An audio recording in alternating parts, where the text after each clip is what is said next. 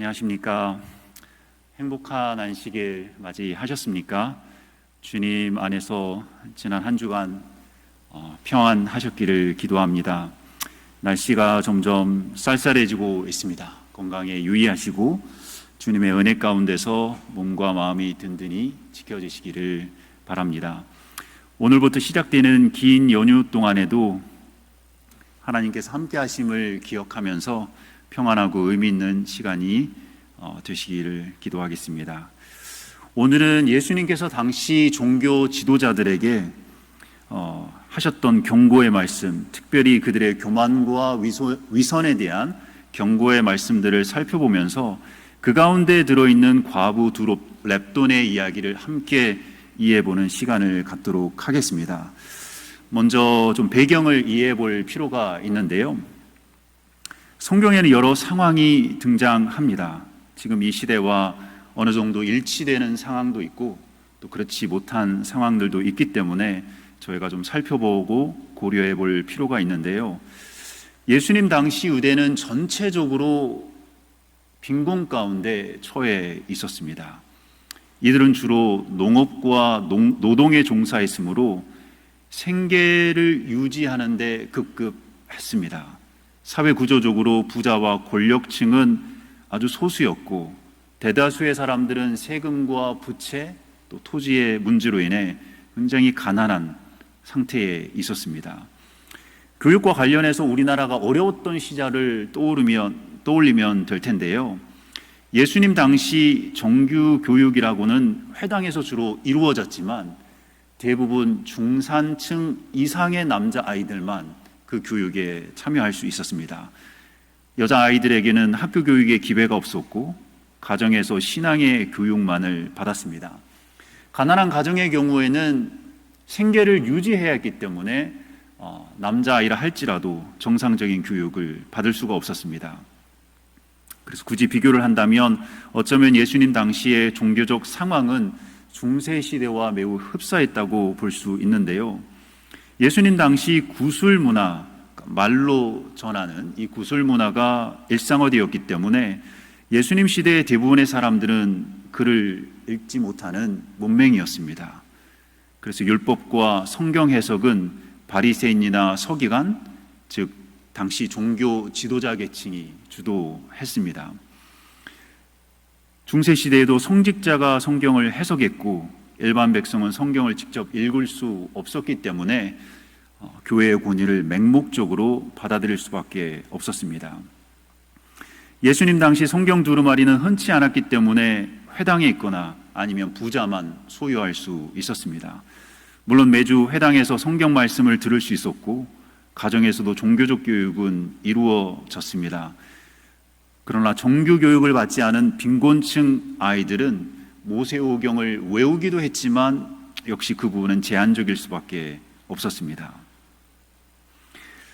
중세시대를 떠올리며 예수님 당시에 이러한 시대적 배경을 고려해 볼 때 대다수를 차지하는 빈곤층의 유대 사람들은 당연히 당시 종교 지도자들에게 깊은 존경심을 보일 수밖에 없었습니다.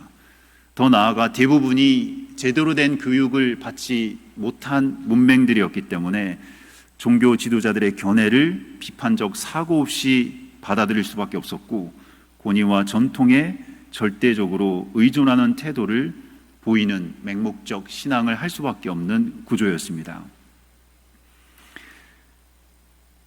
이런 이유 때문에 예수님은 당시 종교 지도자들의 위선을 드러내어 경고하고 또 백성들이 그들을 맹신하는 것이 아니라 하나님께 헌신하는 삶을 살 수 있도록 인도하시려고 하셨던 것입니다. 다행스러운 것은 백성들이 배우지 못한 사람들이었지만 배우는 것을 좋아했고 또 예수님의 말씀에서 생수를 발견하고 있었다는 사실입니다. 이제 마태복음 23장 1절에서 3절을 한번 살펴보도록 하겠습니다. 마태복음 23장 1절에서 3절입니다. 이에 예수께서 무리와 제자들에게 말씀하여 이르시되 서기관들과 바리새인들이 모세의 자리에 앉았으니 그러므로 무엇이든지 그들이 말하는 바는 행하고 지키되 그들이 하는 행위는 본받지 말라. 그들은 말만 하고 행하지 아니하며. 바로 이 세 구절을 읽었는데 마지막 구절인 이 3절을 유진 피러슨이 일상의 언어로 의역한 메시지역에서는 다음과 같이 나옵니다. 그들이 당시 바리새인과 서기관들을 가리키고 있습니다. 그들이 말은 잘하지만 그 말대로 살지는 않는다. 그들은 그것을 마음에 새겨 행동으로 옮기지 않는다. 모두 겉만 번지르르한 가식이다. 예수님은 여기서 당시 종교 지도자들이 말하는 것은 지켜야 하지만 그들의 행위는 본받지 말라고 하셨습니다. 당시 종교 지도자들은 모세의 자리에 앉아 율법을 설명하는 자들이었지만 정작 그들은 자신들이 말한 것들을 행동으로 옮기지는 못했습니다. 말과 행동이 다른 삶을 살았다는 것입니다. 겉과 속이 달랐다는 말입니다. 그리고 이 예들은 그 뒷구절부터 계속 언급되고 있습니다. 백성이 아무리 가난하고 배우지 못했어도 겉과 속이 다른 삶을 모를 정도는 아니었습니다. 그러나 백성이 지도자를 맹신할 때에 많은 경우에 위선은 감춰집니다. 혹 위선이 폭로되더라도 백성은 잠잠히 있을 수밖에 없는 것입니다. 제게도 7살 딸 루비가 있고 5살 딸 다이가 있는데요. 제가 약속한 것을 지키지 못하면 정말 혼쭐이 납니다. 특히 5살 다이는 제가 지키지 못한 약속을 그대로 기억해서 말을 하기도 합니다.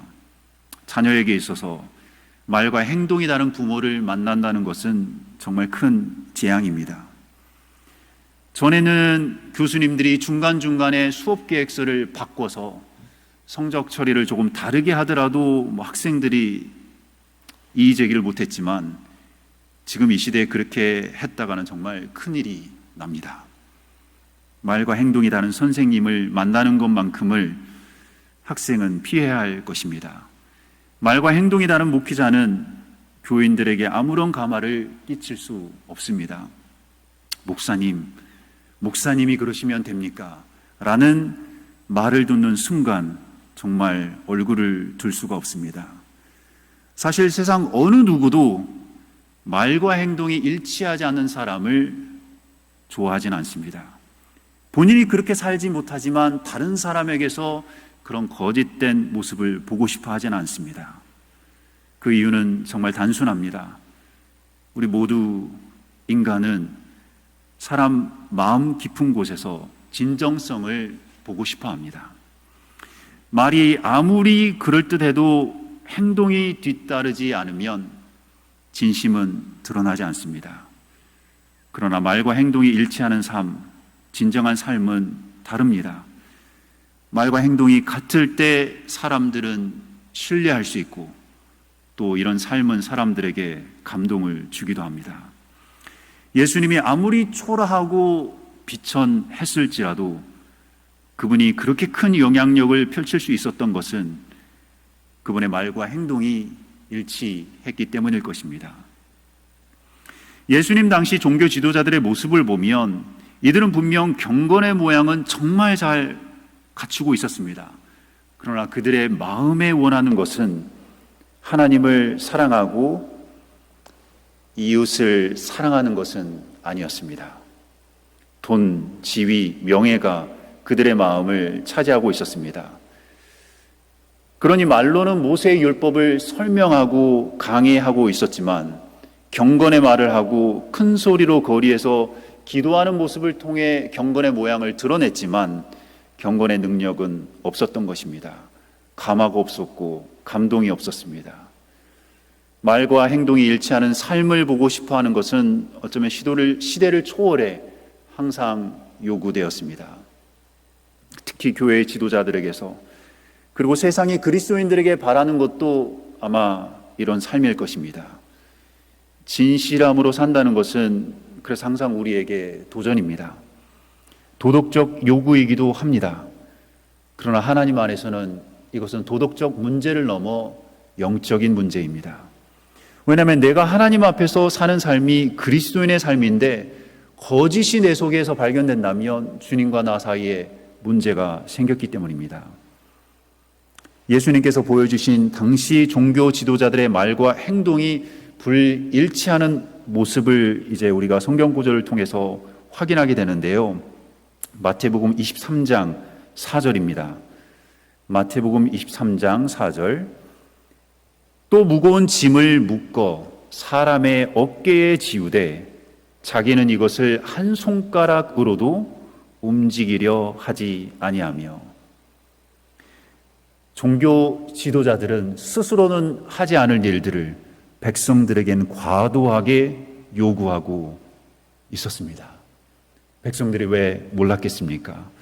또한 뒷부분인데요. 23장 23절입니다. 마태복음 23장 23절. 화 있을진저 외식하는 서기관들과 바리새인들이여 너희가 박하와 회양과 근처의 11조는 드리되 율법에 더 중한 바 정의와 긍휼과 믿음은 버렸도다. 그러나 이것도 행하고 저것도 버리지 말아야 할지니라. 11조와 헌금은 열심히 드리지만 또 율법에서 담고 있는 정의와 긍휼과 믿음은 없는 것입니다. 그리고 25절에는 이렇게 말하고 있습니다. 화 있을진저 외식하는 서기관들과 바리새인들이여 잔과 대접의 것은 깨끗이 하되 그 안에는 탐욕과 방탕으로 가득하게 하는도다. 율법에 따라 잔과 대접은 정말 정결을 유지하고 있지만 정작 그들의 마음에는 탐욕과 방탕함이 가득하다는 것입니다. 이것은 마치 어떤 사람이 집에서 그릇을 깨끗이 닦고 방을 잘 치우지만 정작 직장에서는 늘 책상과 주변을 어지럽히는 모습과 같은 것입니다. 마태복음 23장 그리고 관련된 다른 복음서의 말씀들을 읽어보면 예수님께서 당시 종교 지도자들에게 경고하신 이 말씀들을 읽어보면 이런 질문을 하게 됩니다. 이들은 과연 미안한 마음이 들었을까? 이들은 과연 부끄러운 마음이 들었을까? 사람은 미안함에 얼굴을 붉힐 수 있는 아직까지는 유일한 존재라고 합니다. 짐승들도 분노와 두려움을 느끼지만 부끄러움은 없습니다. 그래서 장자는 부끄러움을 잃어버리면 사람이 아니라 짐승, 금수라고 했습니다. 성경이라는 책은 부끄러움을 가르치는 거울과 같습니다. 성경을 읽다 보면 우리 인간이 죄성이 가득 찬 존재라는 것을 깨닫고 자신의 죄에 부끄러워할 줄 알게 됩니다. 미안함이 있어야, 부끄러움이 있어야 우리가 하나님의 은총을 간구하게 되고 이웃과도 화해할 수 있지 않습니까? 위대한 사람들, 성공한 사람들은 되게 겸손하다고 합니다. 그들은 자신이 이룬 업적에 대한 영광을 스스로에게 돌리지 않습니다. 왜냐하면 그들이 그 자리에 이르기까지 수많은 사람들의 도움과 헌신이 있었다는 것을 누구보다도 더 잘 알기 때문입니다. 이것을 깨닫지 못한다면 정말 파렴치한 인간일 것입니다. 우리는 우리 가족과 주변 사람들에게 항상 감사한 마음, 미안한 마음을 품고 살아야 한다는 것입니다. 그래서 사도 바울은 이렇게 말했습니다. 로마서 1장 14절 현대인의 성경으로 제가 읽겠습니다. 로마서 1장 14절입니다. 나는 문화인이건 야만인이건 지혜로운 사람이건 어리석은 사람이건 모든 사람에게 빚진 자입니다. 빚진 자로 살겠다는 것은 늘 미안한 마음으로 살겠다는 의지의 표현입니다. 또한 빚진 자로서 남에게 뭔가 도움을 베풀겠다는 것입니다. 바울은 여기서 단순히 의무를 말하는 것은 아닙니다. 그는 자신의 삶 전체를 모든 사람에게 섬김과 사랑으로 갚아야 할 빚으로 이해하고 있습니다.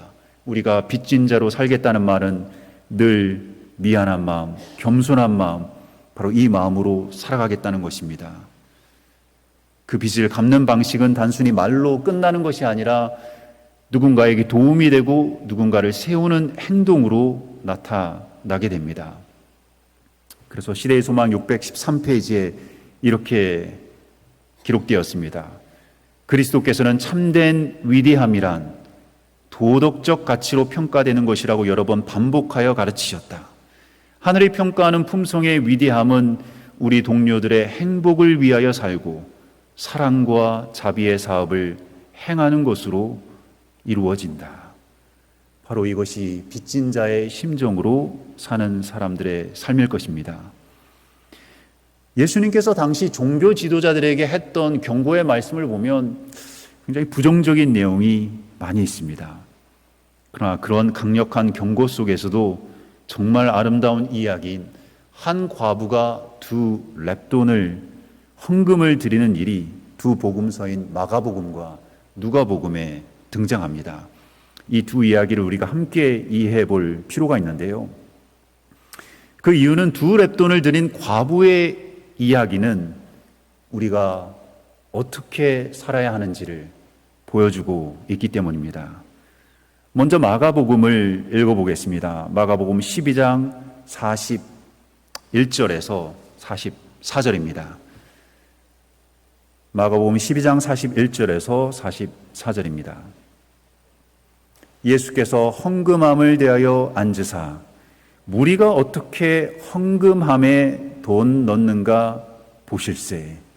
마가복음은 예수님께서 여러 사람들이 헌금하는 장면을 보는 그 관점에서 시작하고 있습니다. 여러 부자는 많이 넣는데 한 가난한 과부는 와서 두 렙돈 곧 한 고드란트를 넣는지라.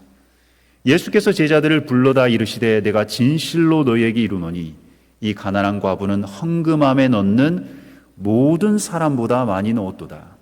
그들은 다 그 풍족한 중에 넣었거니와 이 과부는 가난한 중에서 자기의 모든 소유 곧 생활비 전부를 넣었느니라 하시니라. 이 동일한 사건이 누가복음 21장 1절에서 4절에도 등장합니다.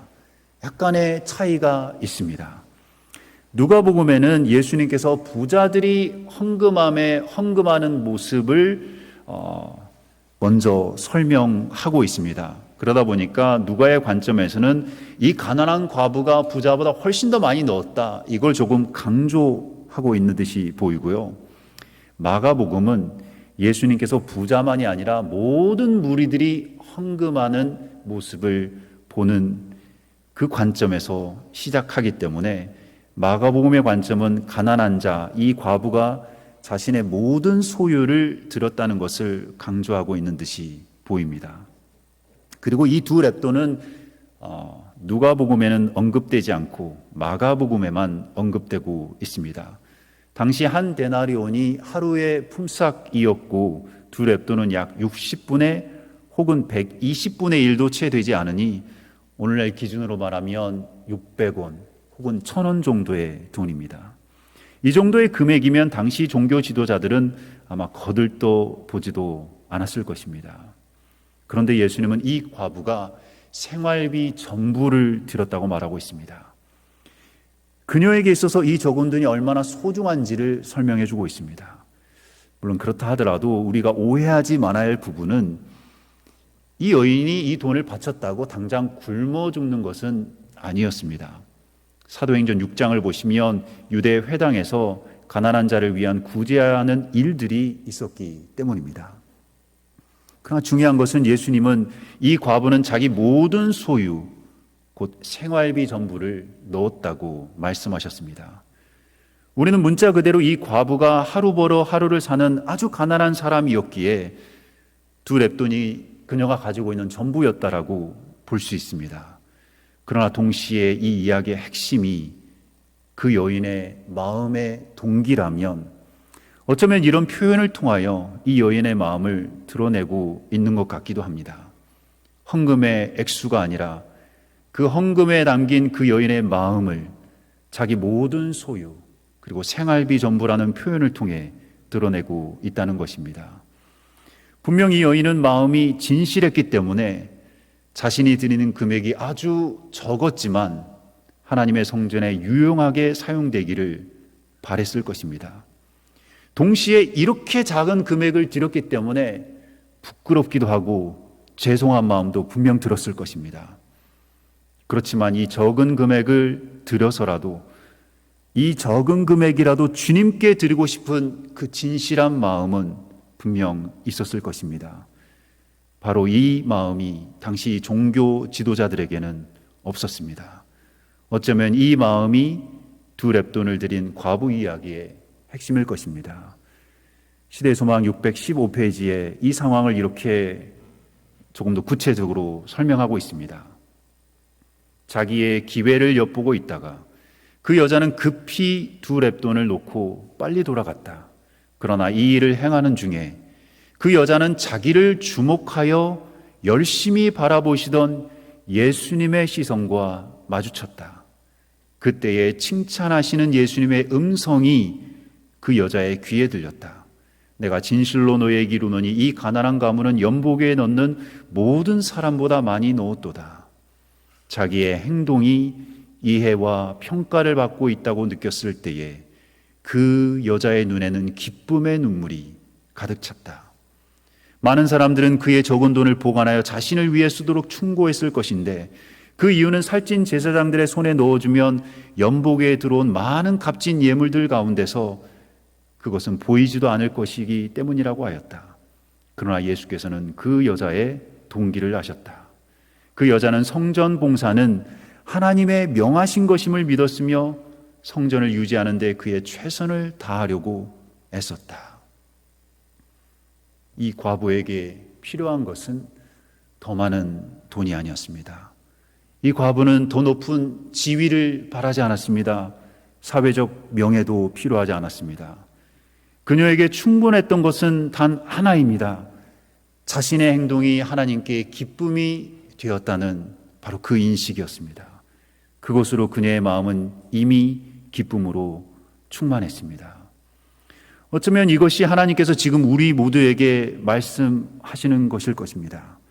나의 행위가 하나님께 기쁨이 된다는 확신으로 만족할 수 있는 그리스도인, 나의 삶이 하나님께 기쁨이 된다는 인식으로 행복을 경험하는 그리스도인, 이런 그리스도인들은 자연스럽게 기쁨과 감사 가운데 다른 사람의 복과 평안을 구하게 되지 않을까요?